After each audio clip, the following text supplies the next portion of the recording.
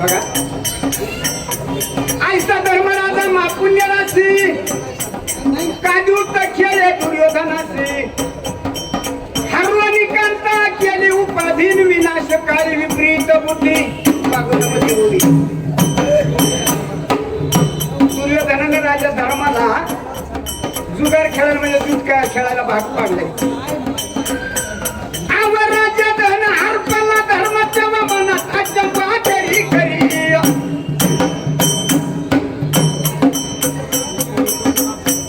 आवर राजा धन हरपले धर्माच्या मनात अचंबा तरी करी.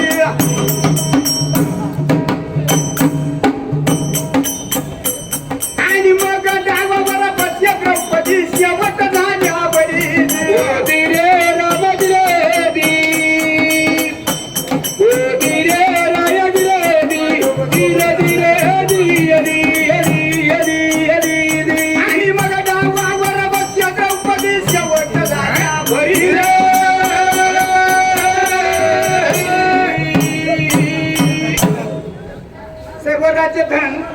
राजा धर्म हारलाय.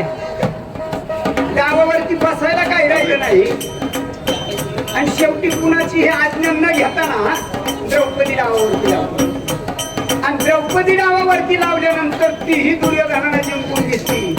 जिंकली द्रौपदी राज सर्वधन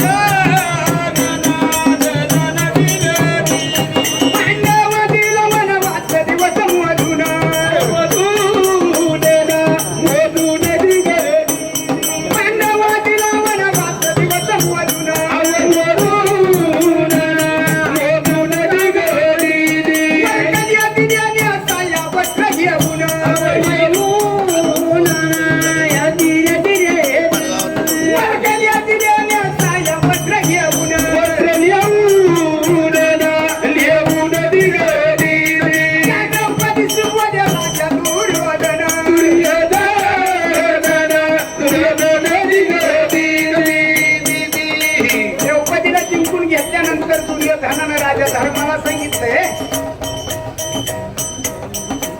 आणि त्यांना वस्त्र काढून घेतली, झाडाची वलकली नेसायला दिली आणि त्या द्रौपदीला म्हणतोय तू सुकुमार पुतळे तुला वनवास वचन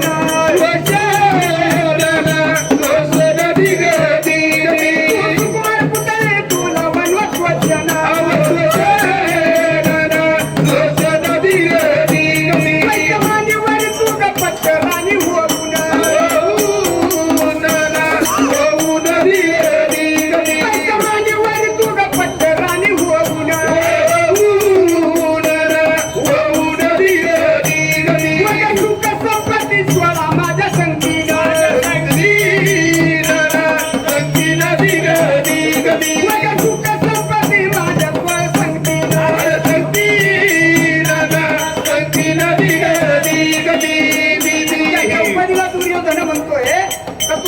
स्वस्तार नाही.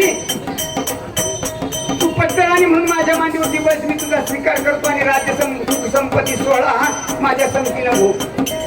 त्या दुर्योधनाचे शब्द ऐकले. असे शब्द ऐकून दुष्टाचे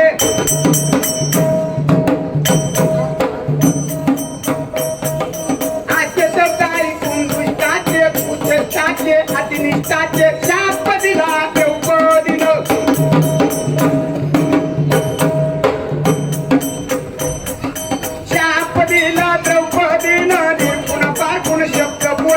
अक्षर स्वरूपी बीज बोलली.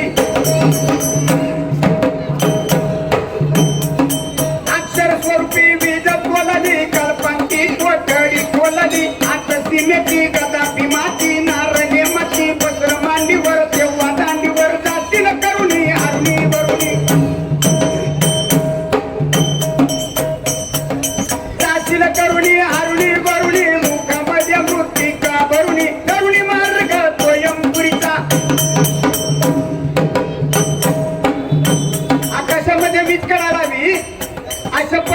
त्या द्रौपदी त्या दुर्योधनाला सांगते का बाबा तुझ्या मांडीवर मी बसणार नाही, परंतु माझ्या भीमाची गादा तुझ्या मांडीवर बसल्याशिवाय आणि त्याची गादा तुझ्या मांडीवर बसल्यावर तुला यमपुरीला जावं लागेल.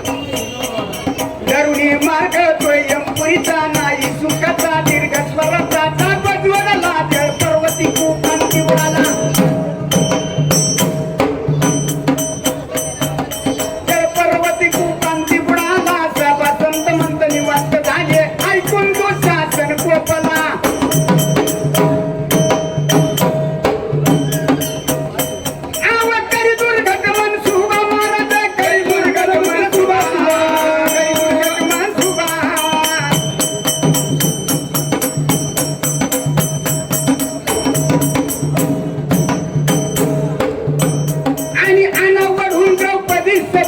सेवकाची मुबारी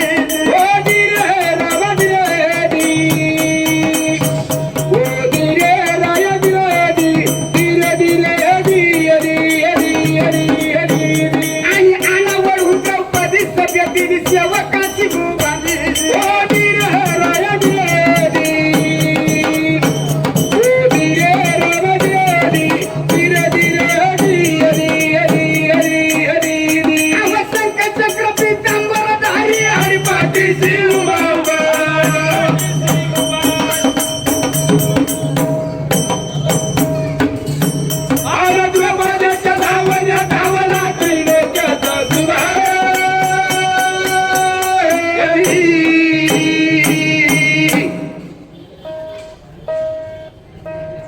दुःशासनाची आज्ञा करीतो दुर्योधनाच्या घरी.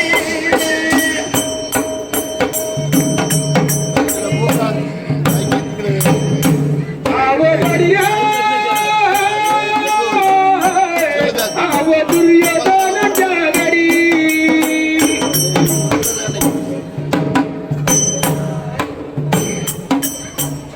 म्हणून द्रौपदी सभ्यामध्ये लग्न करा तरी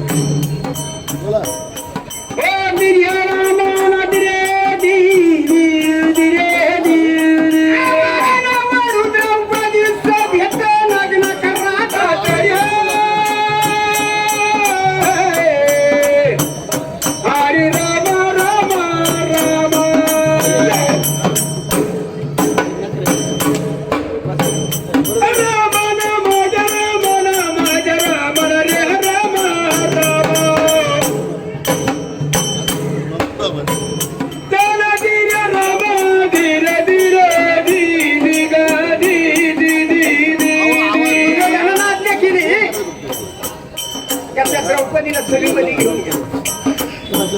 दुष्टासन धावत गेलाय आणि त्या द्रौपदीला सभेमध्ये अन्याय करतात. दुःशासन धावला सतीला करुणा हस्तकी वरी.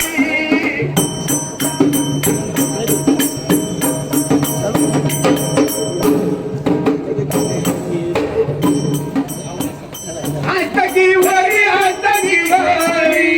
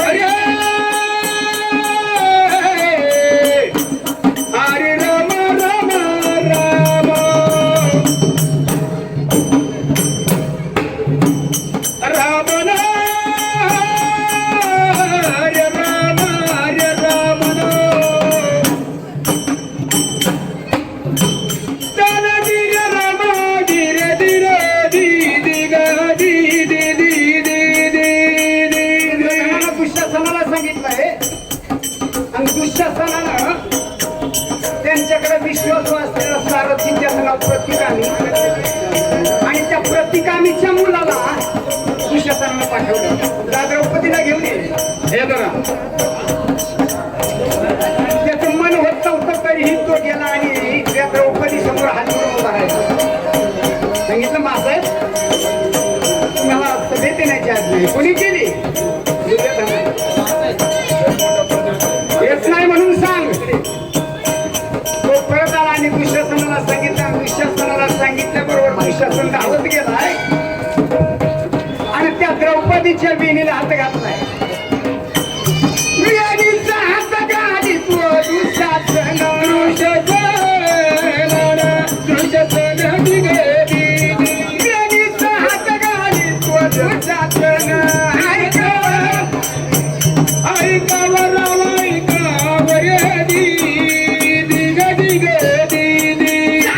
सप्तपती पांडव झाले दिन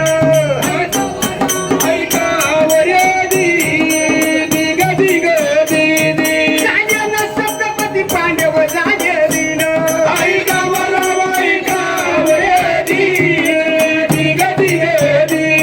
सध्याची मोकळी नाही राय रय कामीन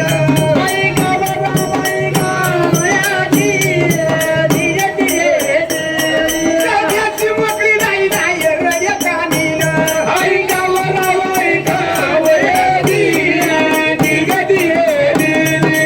मग भीमाची दरी गादा उतरून मग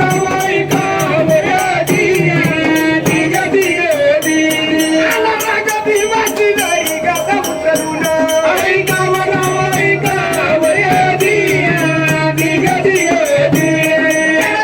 खाताच्या दंत नेत्र कोदान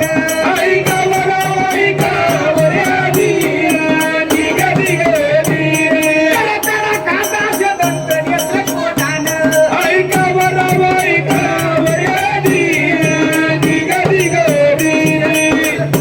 सभेमध्ये ओढून आणलं दुःशासनानं.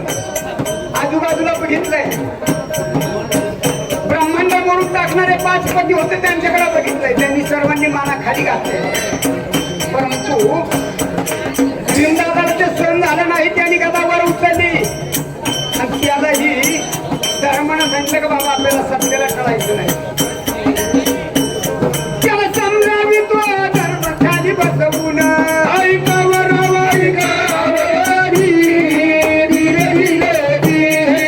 समजावी तो धर्म खाली बसवून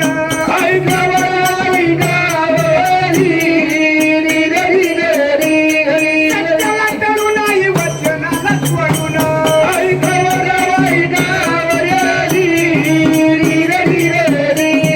सत्याला टळू नाही वचनाला सोडून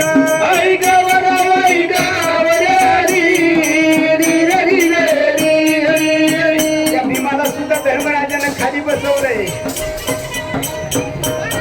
भीष्माचार्यांकडे पाहिलंय, कृपाचार्यांकडे पाहिलं, द्रोणाचार्यांकडे पाहिलं, परंतु भीष्माला सुद्धा खाली पाहिलं. कारण तो त्या कौरवांच्या अन्नाचा बांधलेला होता.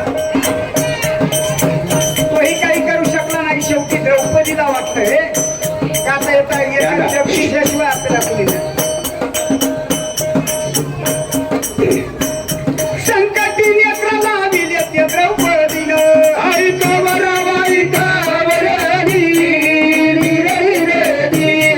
संकटी नेत्र लाविले ते द्रौपदीनं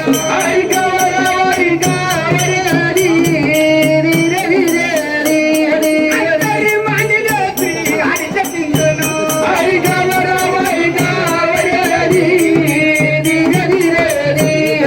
अंतरी मांडले श्री हरीचे चिंतन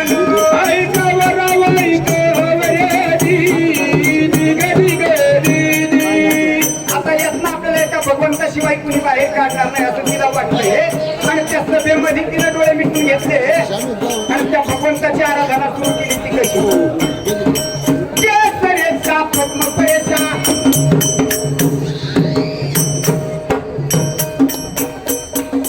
केसरेचा पद्मपरेचा हरिशंकरेचा जगनी भाषा तू अविनाशा श्री हरी हे संकटकारी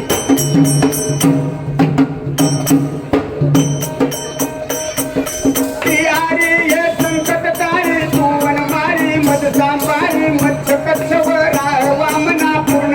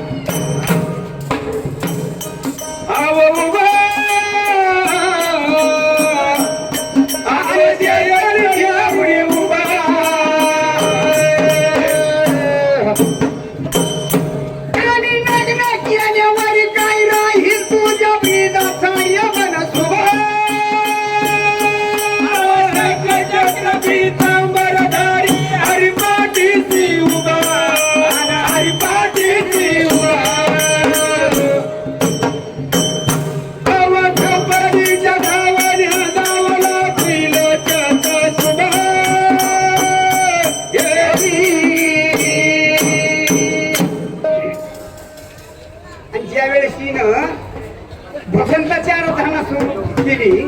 त्या सभेमध्ये वस्त्र फिरत असताना त्यावेळेस भगवंत तिकडं द्वारकेमध्ये जेवायला बसले ते महाराज जेवायला. आणि जेवायला बसलेला असताना भगवंतानं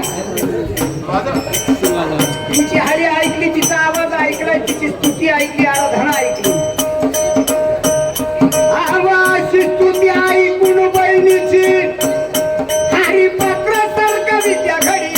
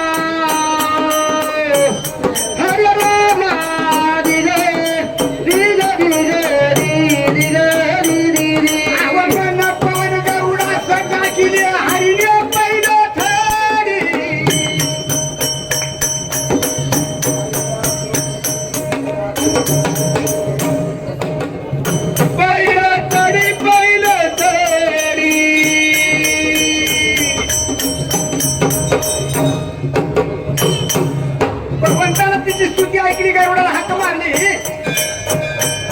गरुडावरती स्वार झाला आणि पवन वेगानं पवनापेक्षाही जास्त वेगाने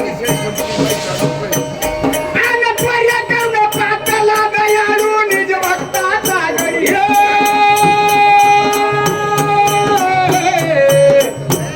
हरी राम राम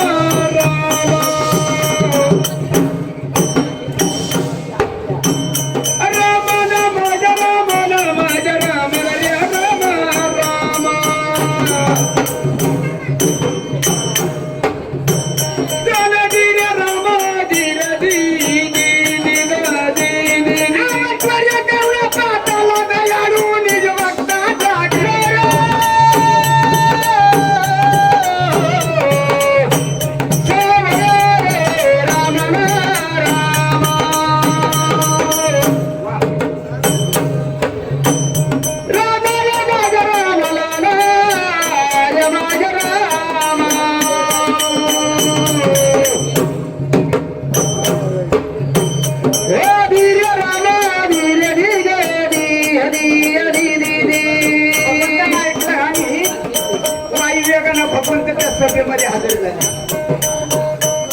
द्रौपदीच्या पाठीचे उभे जगजीवन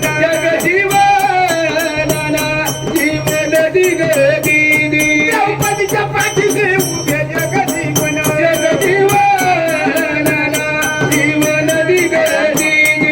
आनंद 45 वर्षाने मन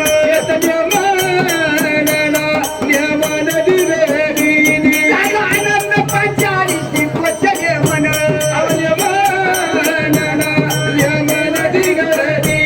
विदुराच्या दृष्टी पडले सुदर्शन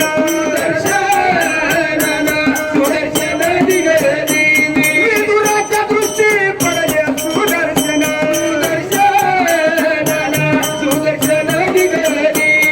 जास्त व्यक्त दिले भक्ताची दर्शन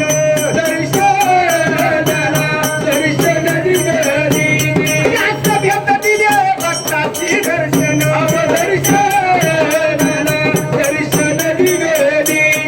भगवंताच्या वेळेस सभेमध्ये हजर झाले जेवढे भक्त मंडळी असं सर्वांना दर्शन दिलं, परंतु कौरवांना कुणालाही भगवंतांना दृष्टीच पडली नाही आणि कोणाला दर्शनही दिलं नाही. आणि ज्यावेळेस भगवंत समेत हजर झाले त्यावेळेस दुर्योधन त्या द्रौपदीला म्हणत होता, त्या सभेमध्ये दिले भक्तांना दर्शन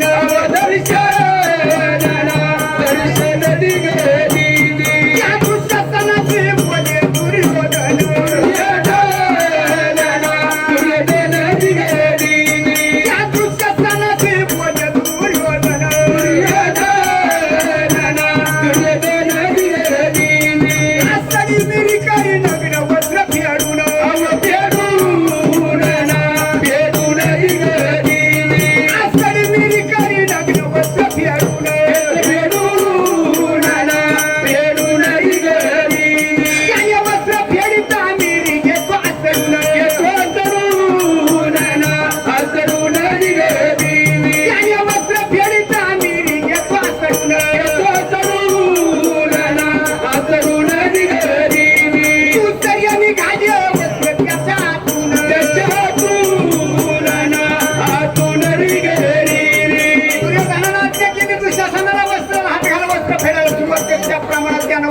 फेडायला सुरुवात केल्याबरोबर एक वस्त्र निघालं, दुसरं त्याच्या आतून निघालं.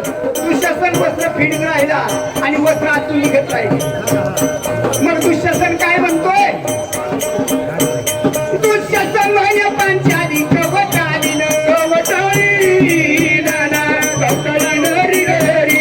कशी वस्त्रावरती वस्त्र आली नेसून